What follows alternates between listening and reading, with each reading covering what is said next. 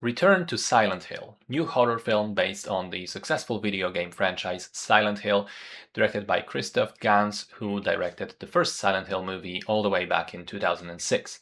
Although, to be clear, this one is not a sequel. The first movie was loosely based on the world and the setting, but didn't adapt any of the games directly.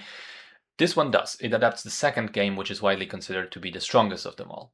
The movie stars Jeremy Irvine and Hannah Emily Anderson. Story follows James Sunderland, a man whose girlfriend Mary died a few months ago, and he's been a depressed alcoholic ever since. Suddenly, he gets a letter from her, asking her to come back to the place where they first met. Silent Hill. When James arrives in this quaint little town, it is immediately obvious something is deeply wrong. Most of the people are gone. There's weird fog and ash in the air, and every now and again, demons, both external and internal, come out to haunt James. And as he navigates the place looking for Mary, he also experiences flashbacks from their relationship. So I'm coming at this from the perspective of someone who has not played any of the games, and I gotta say this was really awful. The film is not scary as a horror film and not engaging as a drama. It has a confusing narrative where, to me, it isn't clear at the end whether this was meant to all be a dream, hallucination, timeline reset, what actually happened, what didn't, in what order.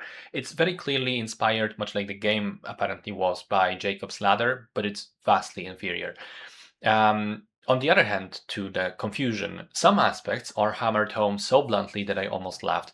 Most notably, the reveal of Mary's names and the multiple close-ups of Pyramid Head, followed by the scene of James painting the helmet over his own self-portrait. It displays such a lack of trust in your audience to connect the dots and understand what's going on. But then again, seeing as the movie is super confusing in other aspects, I think perhaps this was warranted. I think the performances are weak. Jeremy Irvine is very one note as the protagonist. The film looks absolutely garbage. Between the camera shots, the color grading, the awful CGI, it looks like something from 20 years ago. The dialogue is wooden and stiff. And again, the mechanics of the story, as well as the ending, are really convoluted and strangely confusing.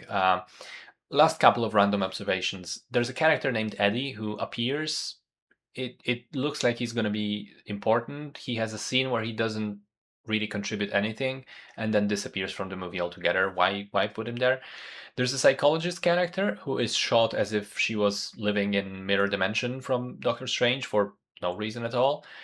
And also, if you want to use the same actress for three separate characters but have them be sort of different versions of Mary anyway, and you have your protagonist barely comment or notice that at all, I think that's a stupid choice. So yeah, it's just awful, boring, unengaging. Now, I've also read, as a final point, I've read a number of comments online from fans of the games, and apparently it's not a good adaptation either. The film makes significant changes to numerous things about the plot, characters, story structure, and from what I read, the game version does sound more compelling, and by all accounts, it is vastly superior. So I can only say the film straight up sucks and is completely not worth anyone's time. Stay away from this.